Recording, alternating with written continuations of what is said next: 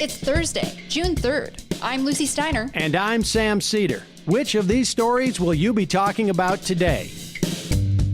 Democrats, including President Joe Biden, are losing patience with Senator Joe Manchin. He's waffling on supporting a nationwide voting rights package that could be crucial to the party's electoral future. Meanwhile, cleanup and containment efforts are underway off the coast of Sri Lanka, where a sinking container ship threatens environmental disaster.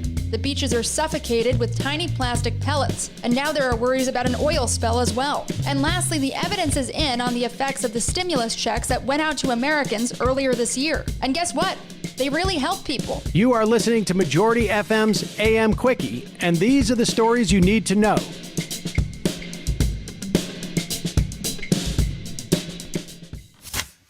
This spotlight on a weak link in the ruling congressional coalition comes from the Washington Post.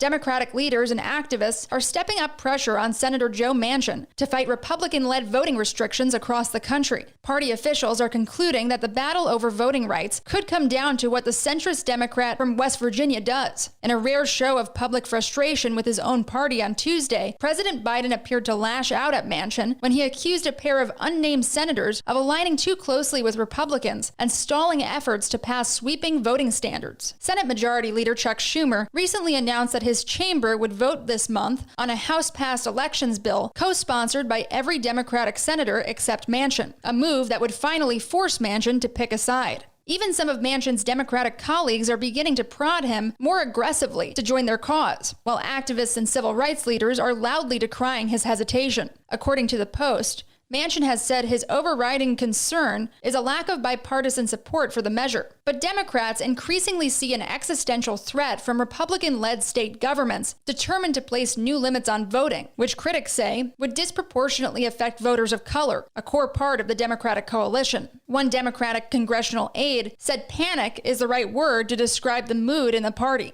By all rights, though, Manchin is the one who should be sweating. NBC News reports that a cargo ship laden with chemicals sank yesterday after nearly 2 weeks ablaze off the west coast of Sri Lanka, worsening fears of a major environmental disaster. The vessel has already left the country's coastline covered in tons of plastic pellets and now threatens to spill oil into its rich fishing waters. The government has banned fishing, a crucial industry, along 50 miles of coast in the wake of the incident. Authorities have also deployed hundreds of soldiers to clean affected beaches and warned residents not to touch the debris because it could be contaminated with harmful chemicals. Where there was once gold sand and coconut trees, there is now a sea of plastic waste. A Sri Lankan Navy spokesman told NBC News yesterday that an effort to tow the ship into deeper waters was not successful and had to be abandoned halfway through. Silva said there was water inside the ship and their main concern was the possibility of an oil spill, although they had not yet observed any oil slicks. The fire-ravaged ship was transporting 1,486 containers, including 25 tons of nitric acid, along with other chemicals and cosmetics. As the fire was being extinguished, flaming containers laden with chemicals had fallen from the ship's deck or broken open on the deck, spilling their cargo into the sea. It shows how our economic system sometimes does damage that simply can't be undone. Hey, Majority.fm's AM Quickie is fueled by JustCoffee.coop. Just Coffee is a worker-owned coffee roaster based in Madison, Wisconsin that has sponsored the Majority Report for nearly a decade. Check out their collection of fair trade roasts, including our own Majority Report blend. And regardless of what you order, receive 10% off of your order when you use the code MAJORITY at checkout. All shipping, of course, is free. That's coupon code MAJORITY at justcoffee.coop.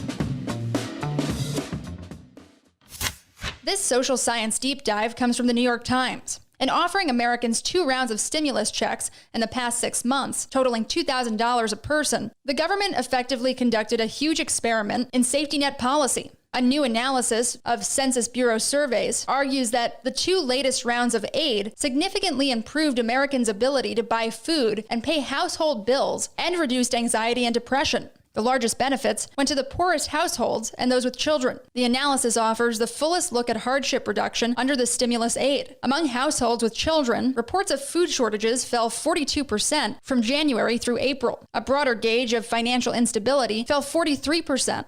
Among all households, frequent anxiety and depression fell by more than 20%. The largest declines in measures of hardship coincided with the $600 checks that reached most people in January, and the $1,400 checks mostly distributed in April. According to The Times, the aggressive use of stimulus checks coincides with growing interest and broad cash payments as a tool of social policy. The evidence that they can have an immediate effect on the economic strains afflicting many households could influence that debate. Starting in July, the government will mail up to $300 a month per child to most families in a year-long expansion of the child tax credit that Democrats want to make permanent.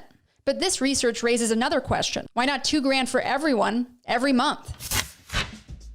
And now, for some quicker quickies. Quicker quickie. CNN reports that the U.S. military has apologized after soldiers accidentally stormed a factory in Bulgaria during a training exercise last month. The factory produces machinery for making olive oil. Luckily, no weapons were fired. Bulgarian President Rumen Radev condemned the incident and said he expects that there will be an investigation. It's like a Three Stooges routine about U.S. imperialism.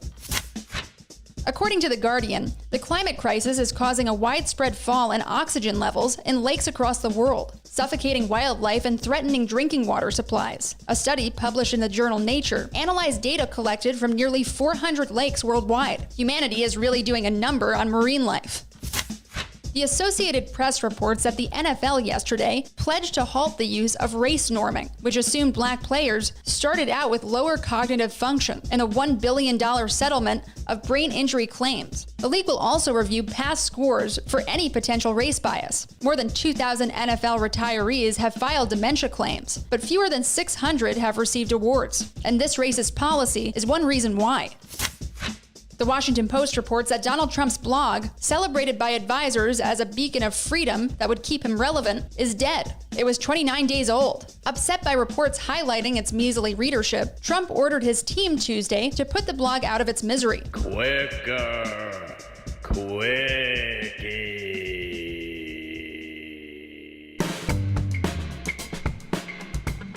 That's it for the Majority Report's AM Quickie today. Sam and Emma will be with you shortly.